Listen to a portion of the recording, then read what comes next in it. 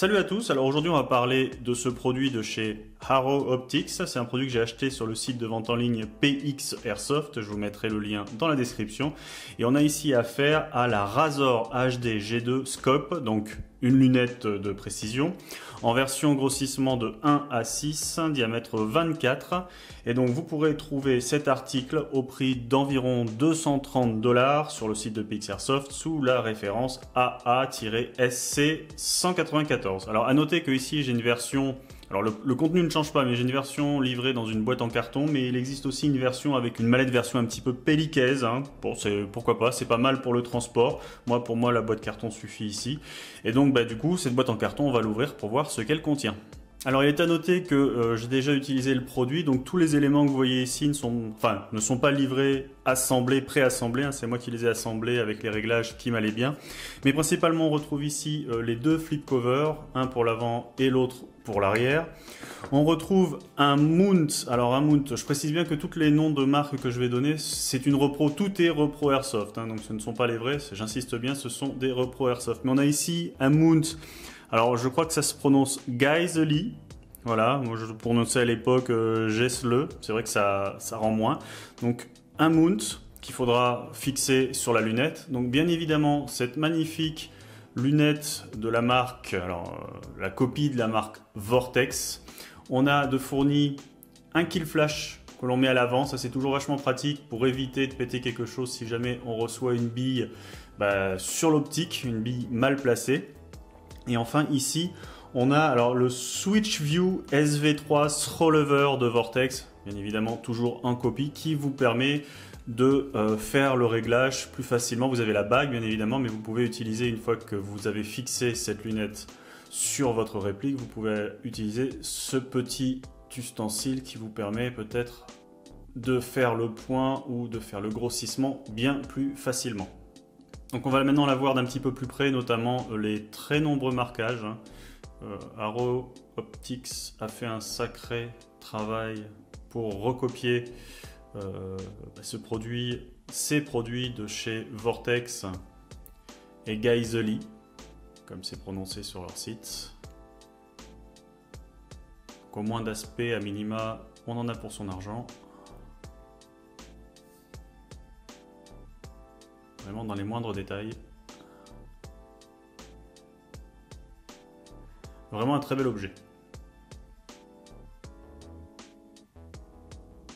Donc au niveau des specs, on a ici affaire à un produit fait en aluminium CNC haute qualité. On a vraiment une finition anodisée, vraiment du plus bel effet.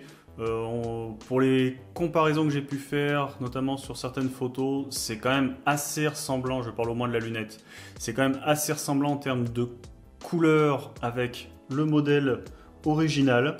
On a ici cette lunette avec un mount Geissele qui est un mount low profile, donc la lunette est assez basse et il est notamment QD, vous pourrez l'utiliser, le fixer sur votre réplique sans avoir besoin d'utiliser de tournevis et d'autres clés Allen.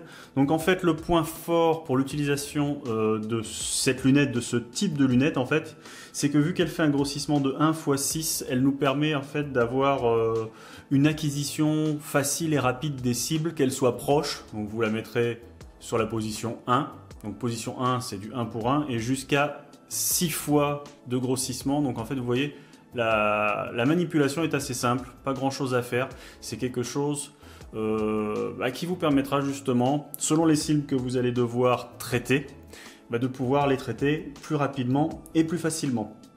Donc j'insiste bien, 1 x 6, on a beau être en airsoft, vous avez des snipers qui utilisent des lunettes grossissantes bien plus grosses. Ici on se contentera d'un combat en fait, si on peut appeler ça comme ça, d'un combat airsoft proche et à courte distance, 6x.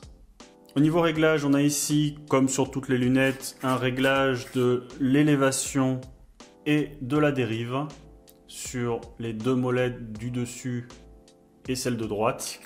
Et enfin, cette petite molette là ici sert à régler l'illumination, donc le point rouge sur 11 positions. Et on a ici donc le petit couvercle qui vous permet d'insérer une pile. Alors une pile CR2032 qui était sur mon modèle non fourni. Sur cette lunette, on a affaire ici à un réticule gradué standard avec une illumination uniquement en fait du point central, un point rouge. Et maintenant que j'ai dit tout ça, donc il ne me reste plus qu'à vous montrer la fixation. Donc en fait, voilà, il suffit de défaire les deux petites vis ici, donc comme on vous disait, QD. Elle se fixe bien évidemment sur tous les rails Picatinny 20 mm standard. Il suffit d'avoir une réplique longue ou moyennement longue, comme on peut le voir ici. On trouve le rail qui va bien. On resserre, alors on resserre droit si possible. Hop. Voilà, on serre un peu. Et voilà la lunette qui est fixée. Voilà, donc j'en ai terminé avec ce produit. Alors que vous dire en conclusion? Déjà que je suis assez agréablement surpris et satisfait de la qualité de fabrication. Alors c'est vrai que ça pèse un petit peu son poids, hein, ça fait à peu près 700 grammes, mais ça semble costaud. La finition est très bonne, le travail sur les marquages et sur la recherche de la bonne couleur sont quand même assez excellents au vu des images que j'ai pu voir sur internet sur les vrais produits. Je sais que 230 $, même si c'est ramené en euros, ça en rebutera certains. Je vous rappellerai que donc la qualité est là, mais aussi que c'est un pack complet, puisqu'en fait vous avez tout, hein. Les flip covers, même si vous les utilisez pas, ils sont là. Le kill flash pour le protéger, pour éviter de le casser. Bon, il manque la pile, mais il y a le switch view lover et il y a le mount. Franchement, 230 $, ça les vaut largement. Seul petit, alors un petit bémol, pas bémol, c'est vrai que ça peut être utilisé pour du combat rapproché, mais avec une dimension de 28 cm d'un côté à l'autre, on réservera ça quand même à des répliques longues. Voilà, pour du vrai combat rapproché, je pense qu'il faudra se tourner vers d'autres optiques, mais pour tout le reste, c'est du tout bon.